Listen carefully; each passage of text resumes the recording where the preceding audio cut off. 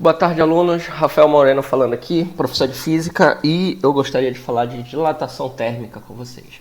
Isso aqui é uma junta de dilatação, é um recurso muito usado em engenharia civil e em algumas outras áreas do conhecimento, em algumas outras áreas, mas deixa eu te mostrar o que é dilatação térmica. Para isso, imagina uma barra de ferro a uma determinada temperatura, uma temperatura baixa, e ela tem um determinado comprimento, medido em metros ou quilômetros ou em milhas. Com o passar do dia, essa barra de ferro vai sofrendo variações de temperaturas dadas por causa da incidência de raios solares sobre ela. Então, raios solares incidem sobre ela, ela aumenta a temperatura. E o que acontece é que há uma dilatação da barra. Está muito fora de escala nesse desenho, mas a dilatação da barra é justamente um aumento do seu tamanho na dimensão principal. Esse aumento de tamanho vai depender de 3 fatores específicos.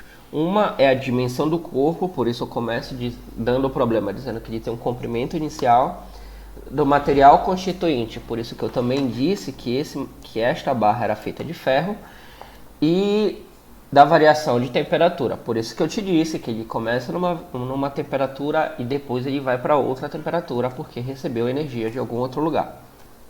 Para organizar isso matematicamente, a gente pode escrever a expressão: a dilatação linear desse corpo é igual ao comprimento inicial vezes o coeficiente de dilatação linear, que eu já vou falar sobre ele, e a variação de temperatura.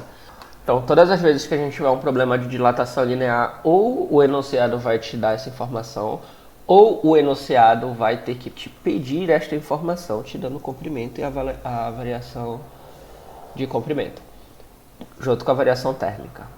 Ou tu vai ter que procurar isso numa tabela. Então, vamos deixar guardadinho esta expressão e tentar resolver um problema envolvendo este conceito. A dilatação térmica nos sólidos é um fenômeno importante em diversas aplicações de engenharia. Já vou falar sobre isso contigo, como construção de pontes, prédios e estradas de ferro. Considere o caso dos trilhos de 3 serem de aço, cujo coeficiente de dilatação é α igual a 11 vezes 10 a menos 6. Se a 10 Celsius o comprimento do trilho é 30 metros, de quanto aumentaria o seu comprimento se a temperatura aumentasse para 40 Celsius. É importante que tu consiga detectar as informações importantes, então pausa o vídeo e grifa o que tu consideras importante. Seguindo, então, coeficiente de dilatação linear bem aqui, temperatura inicial bem aqui, o comprimento inicial bem aqui, a temperatura final bem aqui. Então nota que eu grifei cada um dessas informações de uma cor. E na expressão a gente vai substituir esses dados. Então, comprimento aqui no L0, coeficiente de dilatação linear aqui no alfa e a variação de temperatura aqui dentro do ΔT. Então, lembrando, ΔL vai ser igual a 30 do enunciado vezes o coeficiente de dilatação térmica, 11 vezes 10 a menos 6, vezes a variação de temperatura. No final do processo estava 40 e no início estava 10, então vai ficar 40 menos 10. Que vai dar 30. Então, a gente já vai jogar 30 bem aí. Na próxima linha, a gente já pode fazer 30 vezes 30, 900. E eu costumo organizá-lo dessa forma. 900 eu reescrevo como 9 vezes 10 a segunda. Aí eu posso fazer 9 vezes 11, 99, vezes 10 a segunda, vezes 10 a menos 6.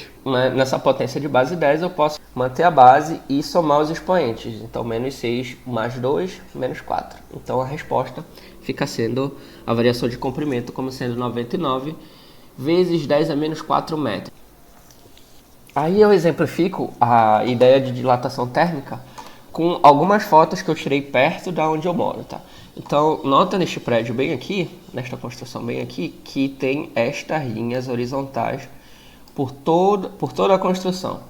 Por que o cara colocou isso aqui? Justamente porque, com a variação de temperatura entre dia e noite em Manaus, a tendência é que aconteçam pequenas fissuras de dilatação térmica. Então, a gente constrói pontos de maior fragilidade para que, quando ocorra essa dilatação, ela tenha um espaço para se expandir. E aí não vai acontecer tantas fissuras. Esse aqui é um outro exemplo. Bem aqui, as juntas de dilatação. Nesse prédio também. E bem aqui, próximo a esse prédio, a calçada feita com juntas de dilatação a cada mais ou menos 1 metro. Também funciona como forma para o concreto, mas também funciona para esse caso de só incidir, o concreto ter para onde ir se expandir. Esse é um exemplo de dilatação linear. O livro que eu consultei para pegar o problema foi o Bongiorno. Espero que vocês tenham gostado. Sempre muito respeitosamente, a Rafael Moreno.